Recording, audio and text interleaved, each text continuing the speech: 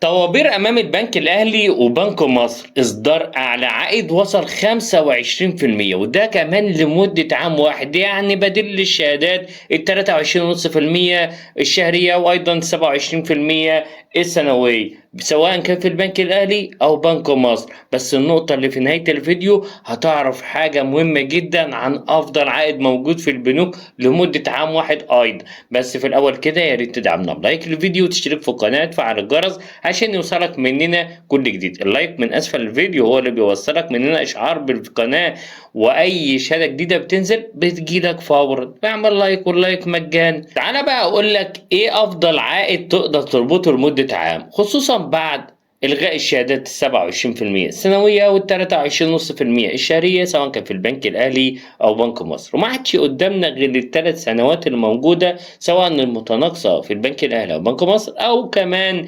الثابتة الموجودة في البنكين. وطبعا في ناس كتير مش عايز تربط لمدة 3 سنوات، ودي الأسباب كتير: تخوفهم من تغير أسعار الفايدة، أو إن هم ممكن يحتاجوا أموالهم في أي وقت. وعند كسر الشهادة طبعا بعد ال6 شهور هنا بتخسر أكثر من 70%. كمان أنت لو ربطت الشهادة متقدرش تكسرها غير بعد 6 شهور.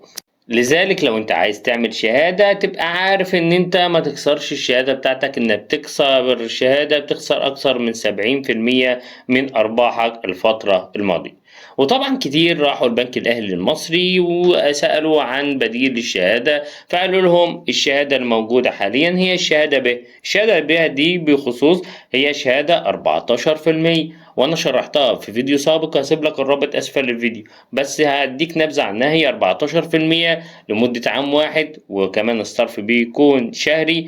والشهادة دي موجودة في بنك الأهلي المصري. وأيضا في بنك مصر لما تسأل هيقول لك قدامك الوديعة فليكس اللي هي 6 شهور أو 9 شهور، تقدر تربطها أيضا في البنك مصر. لكن النهاردة احنا جايين نتكلم عن عائد موجود في البنك الأهلي أو بنك مصر لمدة عام واحد وصل 25%. طب ايه اللي وصل 25% ده؟ اللي وصل 25% هو أذون الخزانة. وأذون الخزانة دي بيصدرها البنك المركزي، وبتقدر تربطها سواء كان في البنك الأهلي أو بنك مصر، وهقول لك ازاي تقدر تربطها. وكمان الناس اللي هتتكلم عن الضريبة ال20% هقول لك ازاي تعوضها وتكسب أكتر منها كمان.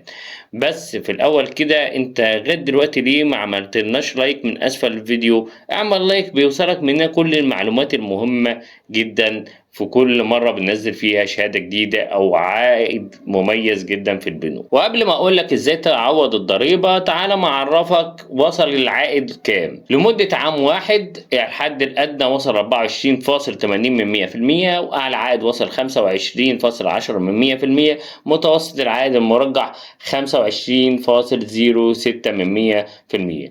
ده لمدة عام. أما ال6 شهور وصل أدنى عائد 24.79%، على عائد 25.94%، متوسط السعر 25.86%. الناس اللي هتقول لي بقى أنا في 20% والضريبة دي بتتخصم من، أولا أنت بتاخد أرباحك أول ما بتربط إذن الخزانة، يعني أنت كده بتاخد العائد مقدما. ثانيا تقدر تستثمر العائد ده مرة أخرى في نفس التوقيت بعدها على طول في أي إذون خزانة هيتم عرضها، وبكده أنت ضاعفت أرباحك مرة أخرى. أو إن أنت بتشتري بها ذهب أو أي استثمار آخر، لأنك أنت خدت العائد بالكامل في الأول. ثانيا تقدر تسيل فلوسك في أي وقت، أنت تقدر تبيع إذن الخزانة ومش هتخسر ال70% اللي بتخسرهم في الشهادات زي ما احنا شفنا في الشهادات السابقة.